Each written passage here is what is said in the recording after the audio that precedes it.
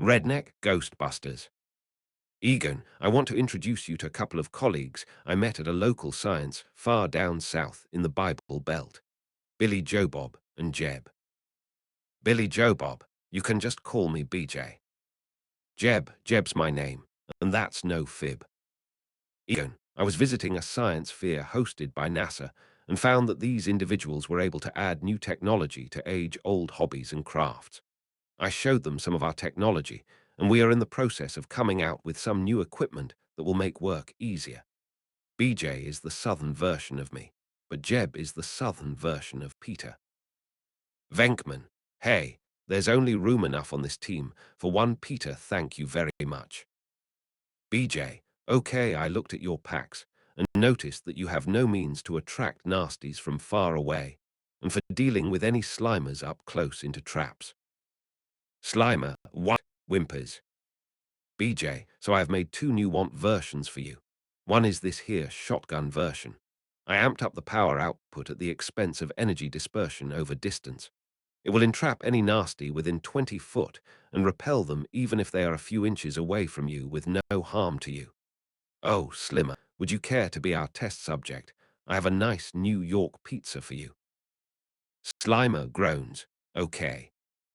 BJ, Slimer is right now at 30 foot, and notice the stream, no effect on anything past 20 feet, no damage to anything at all. Okay, Slimmer start coming at me.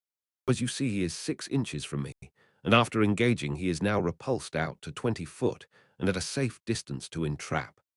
Now I'm going to hand this demonstration off to Jeb to demonstrate the sniper reel wand. Jeb, now what has been our number one problem with the bigger baddies such as the Boogeyman and Gozar?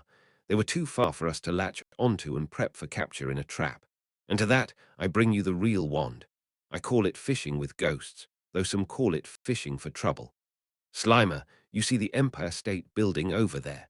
I placed a pizza on the top of the tower with this trap drone. Slimer excitedly pants. Pizza excitedly huffs off. Jeb, now as you can see here, I have a 20,000 power scope at max magnification that auto-focuses on inhuman energies. As you can see, it has auto-honed on Slimmer, and his size in the scope is not changing as he rushes towards the Empire State Building. Now as you see, he is at the top of the building, happily picking apart the extra large pizza I deposited there. I am now going to engage the wand. And as you can see, he is statically held in place, and this reel pops out here, and all you have to do is just crank back a few degrees, and it will start the real action. And if you also notice, I have the scope video feed display to the TV in Ecto 1 in case we run into a creature not in the Tobin's spirit guide. And as you see, we have finally got Slimer within safe trapping distance. Thank you, Slimmer. Did I get you enough good toppings? Slimer, smacks lips. Jeb, now the next innovation I mentioned briefly was the drone trap.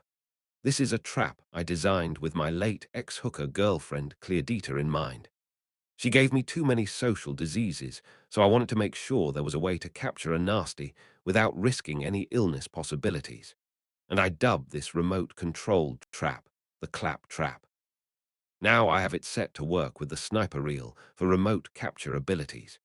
It is set to enhance the capabilities of the sniper reel as it can amplify any detected energy of non-human origin. There are some living signatures it seems to pick up, but I am having issues tracking down the sources as they appear and disappear the moment it locks on. Egan, as you can see with some ingenuity in ways, we did not think we have just increased our available technology tools. Later that day. BJ, Egan, have you tested how spicy Slimer's GI tract can tolerate things? I have some jalapenos and have won the regional hottest chili cook-offs 3 years and running. Egan, well, the issue we have run into with the slime is that it takes minor attributes from the food that he eats. And the GI tract seems to have some minor decompositional properties from some minor amounts of food that does not go straight through him. But I have been very curious if there is a formulation for food that Slimmer would not touch a second time. BJ, I was thinking do my famous chili and then some gumbo. Egan, just be careful. I do not want to have to replace the flooring or roof again. Mr. Peck did such a number on things that I do not want to have to go through a similar ordeal if Slimmer blows his top or cracks the bedrock. BJ walked to kitchen with his choice ingredients in hand, humming Confederacy theme song. A little time passes. Egon and BJ. Oh, Slimer, we have some food for you. Slimer pants and makes happy sounds running to the dining room area. BJ, since you are such a special part of the team here, allowing us to improve our craft, I thought I would treat you to my signature chili and gumbo that has won many awards. He goes to fill a bowl, then Slimmer grabs the whole pot and downs it. BJ, there goes the leftovers, but at least I got me some. Jeb, hey, did he leave any for me? BJ, no. Jeb, oh boy, I'm getting my sniper rig. We may need to contain a mess in the trap. Yummy. Oh, my tummy feels bad. Starts turning varying shades of red and steam is coming out his ears.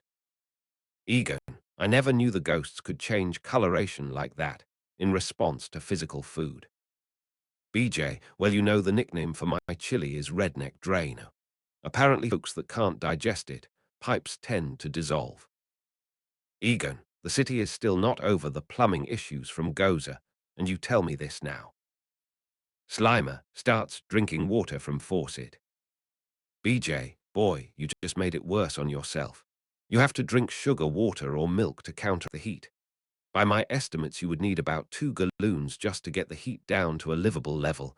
I put 4 gallons in the fridge for you, but don't touch the eggnog. I added custom Romulan ale to it. Slimer flies through fridge door, and you hear noises coming from inside the fridge. Egon, Romulan ale. Are you trying to kill someone? BJ, well, Slimer is already dead. I figure the milk will keep him from blowing his top, and then the eggnog will make him not care about the pain until things equalize. Egon, so you did this before? BJ, well, I had a buddy that loved spicy stuff and was an alcoholic. It did not kill him, but he stopped drinking alcohol after that. Slimer, moves into view out of the slime-covered fridge that is starting to steam and slightly melt. Much better. Slime is now dripping from his forehead, and the coloration has returned to normal. Me feel fuzzy. Me take nap now. Flies through wall into alley and dumpster dives, then becoming out cold. Steam and the foulest of stenches start emanating from the dumpster, and the lid slams shut. Egon, please tell me you have a counter, agent for the smells, and the residual corrosion. BJ, sure do. I call this here bottle and its contents ghost seltzer. It alkalizes any acid and makes ectoplasm cure into a low-tack adhesive. Egon, so you ran into specters like Slimer before. BJ, well, there was this one thing I ran into. Big funny ghost kept calling himself Candy and said my ideas were pure gold. And he absolutely loved the chili. He always showed up at every competition, and I had to create the ghost seltzer to help the organizers handle the mess. Egon, so why did this not hit the news? We would have heard something about this by now. BJ, well, apparently at the cook-offs, many entities showed up to relive their favorite memories. We also had a lot of Union and Confederate spooks show up too, wondering what on tarnation we were doing on their former battleground. They kept getting enthralled with how fired up we got about our fine Southern cooking. To keep things from getting stopped, everyone agreed to make it not hit the news ever, as the experiences and stories of our ancestors and former family members were just too good to let anyone stop it from happening every year. Ray, Winston, Peter, what did we just witness? BJ, a prelude to the best dinner you ever have. I made some very mild gumbo for everyone to enjoy. Slimer is going to be out cold for a few hours, so you can eat without fear of your plate disappearing. Janine, supper is being served. Janine, I'll be up in a minute. BJ, sit down everyone, get comfortable, and I'll serve supper. Fade to later that next day. BJ, Slimer, do you want some more chili? I made another batch. Slimer, no. Screams, and then runs far away out of the building through the nearest wall. Egon, so you figured out a way to keep him out of the kitchen, and your spetch of resin actually smoothed out all the long-term damage Slimer has done to things. BJ, well, after the annual cookouts, I figured out how to turn a waste product into manufacturing byproduct. And since it is based off a quasi-planar element, it naturally repels ectoplasm, so a messy problem into a non-issue. Egon, are you saying we now have residual income from all of the ghost damage and mess, and all we need to do is to extract ectoplasm? BJ, exactly. I knew you guys were struggling, so I wanted to make sure you had alternate markets to offer product and services. And I knew you could figure out how to automate some of the aspects.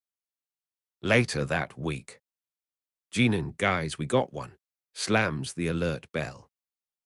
Egon, BJ, and Jeb, you will need to find your own transportation. You are not riding with us in Ecto 1. There is not enough room. We can do this one without you so you can find appropriate transportation for next time. BJ, Jeb, you know how you said you always wanted a hot rod Lincoln? Jeb, yes, but I wanted a souped-up Bonnie and Clyde car. BJ, I heard that they are storing it here in the City Museum, and I happen to find this look-alike that needs some minor bodywork to match what it looks like. Wanna redo the old switchero and really make history come alive. Jeb, you know it. Later that month. BJ, Egan, we got us a hot rod Lincoln. It goes so fast the telephone pole's like a white picket fence. You hit 88, and time goes flying by when the funked capacitor really kicks in. Egan, but that's a Model T with a souped-up Lincoln engine. If you hit a pothole you will fly, and those are all over the place. BJ, hence the retractable wings and engine turbo-powered exhaust, and why the parking spot looks like a launch bay. Egan, you mean when it hits a pothole, as it gets up to speed it starts to fly? Man, talk about an airborne suspension. BJ, yup, and as long as Slimer stops touching my moonshine I use for fuel, we won't bottom out anymore. The slime clogs the injectors. Egan, so your rocket fuel experiment was not for resale. BJ, the Northerners here could not handle the level of pure octane of that pure of a brew. 1 ounce is enough to conk out Slimer. What do you think that would do to a normal New Yorker? And he hates the hangover of that stuff. Even when I help with my hangover cure, it still does not help him much. Egan, what was this about a sucky ghost trap I heard you two going back and forth on? BJ, well, before we met you, we had to create temporary containment units to relocate ghosts to safer locales, as we lacked containment facilities, such as you, and we have found that relocation to more appropriate areas actually helped some evil ghosts turn good. I mean, Ray actually turned Mr. Stay, puffed into a good guy, with all the treats he has been sending into the containment unit late at night. Different method, same result, so to speak. Egan, well, show us what you have. I need to see if we can interface it with our containment unit. BJ, well, you know that we do not have the advantage of having access to new stuff and love using cast-off equipment to build our items. Much like the accelerator in your proton pack uses a magnetron accelerator from a radar array. So we adapted an old electro-compact vacuum cleaner made in the 1970s. Egan, so how did you solve the containment field energy requirements issue? BJ, well, that one was tricky as the phasic elements in the ghosts operate at specific frequencies, so I had to change to a smaller, more efficient motor for the blower to make room for a graphite-based battery that will never run dry as it gains power from airflow at a 110% efficiency rating, with the excess power going to the containment field seen here in the bag bay. Also set it up to also capture the slime as it gets the ghosts, as well as we want to leave things cleaner than when we found them and prevent slip hazards, as we need OSHA to stay away as much as we need the EPA to stay away. Egan, so it not only contains, it cleans. BJ, that was a bug of the containment process. Once switched off after capturing a ghost, we then move to a release location we identify based upon the ghost behavior and personality profile and just pop open the lid. The slime we capture and used to make the nice acrylic compound that you found turns Slimer's messes into a great restorative product. Egon, so it does R cubed. Restore, release, reclaim, with no waste or mess when you are done. BJ, that was the end result, though we refer to it as trap, neutralize, release, TNR. Getting to that point was fun, as getting the containment set provided to be a rather messy trial and error process. Good thing we were next to a vacuum cleaner factory graveyard, as we really resurrected a fix with this bad boy. I like to call it the ghastly remobilizer 4000 GR4K or GRAK for short. Egon, is it possible to reverse flow once you clean the slime out? BJ, we ran into that issue with the containment vessel filling up too much in bigger groups, so we have a cleaner to container adapter that separates out the slime as it transfers the entity. Egon, so it appears that that unit can be adapted to our traps. Please give me one of your excess containers. I'll see what I can fabricate in the lab. BJ, that sounds great. I was worried there were not enough safe spots to rehabilitate these ghosts, and even in so doing here in densely populated New York, we would create more issues than we would resolve.